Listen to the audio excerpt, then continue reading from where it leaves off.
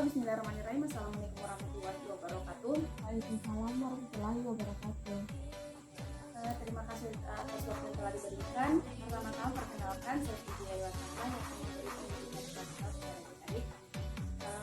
Nah, sebelum kita memasuki materi atau saya menjelaskan adalah mungkin saya mengecek kehadiran terlebih dahulu ya.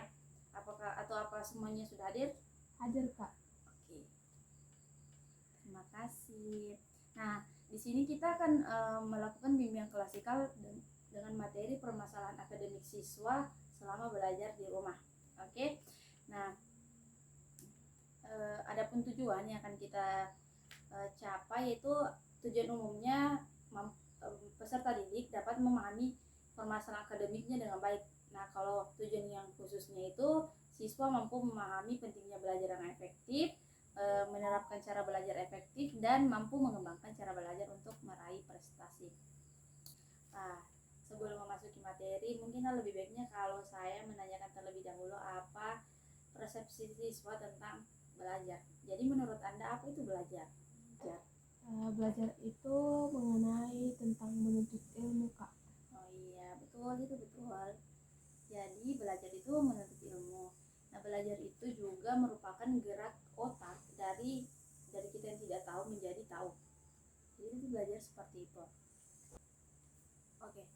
Nah, adapun langkah-langkah dalam kegiatan kita dan tanggung jawab siswa dalam mengikuti layanan klasikal ini. Yang pertama, langkah-langkah kegiatan kita itu terbagi menjadi 3, yaitu tahap pendahuluan, tahap inti, dan juga tahap penutup. Nah, di sebentar saya akan menjelaskan dengan menggunakan PPT, dan juga tanggung jawab siswa itu yaitu memperhatikan saat mengikuti layanan klasikal ini. Nah, jadi langsung saja kita masuk ya. Adapun topik yang akan kita bahas di sini kan sudah ditahu tadi bahwa kita akan membahas mengenai masalah siswa tentang akademiknya selama belajar di rumah. Nah di sini saya akan menjelaskan mengenai cara belajar efektif. Nah, kalau belajar itu seperti yang sudah saya jelaskan tadi, bahwa belajar itu proses gerak otak.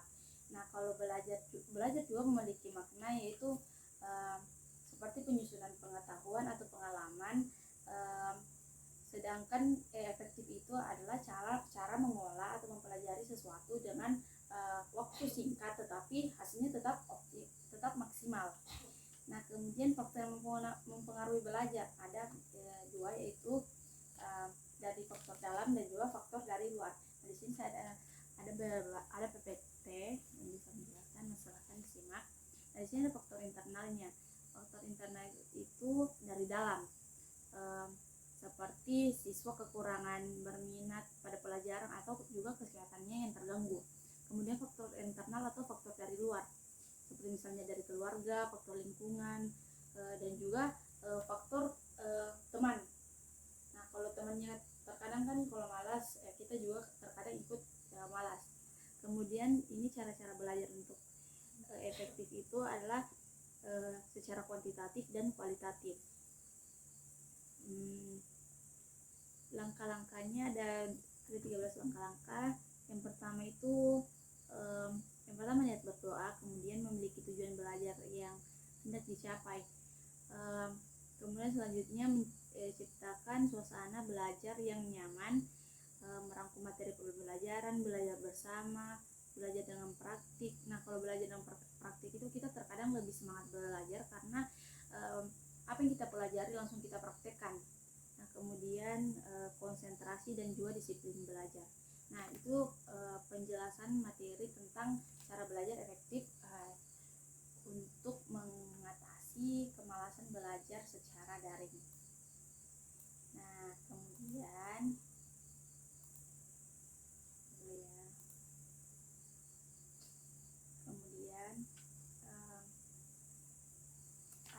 sampai situ penjelasannya, atau ada pertanyaan atau pendapat?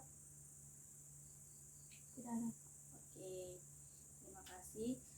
Nah, sebelum menutup, saya akan memberikan lembar kerja siswa. Nah, di sini lembar kerja siswanya silakan diisi dan silakan dikumpul pada pertemuan selanjutnya. Oke, ini silakan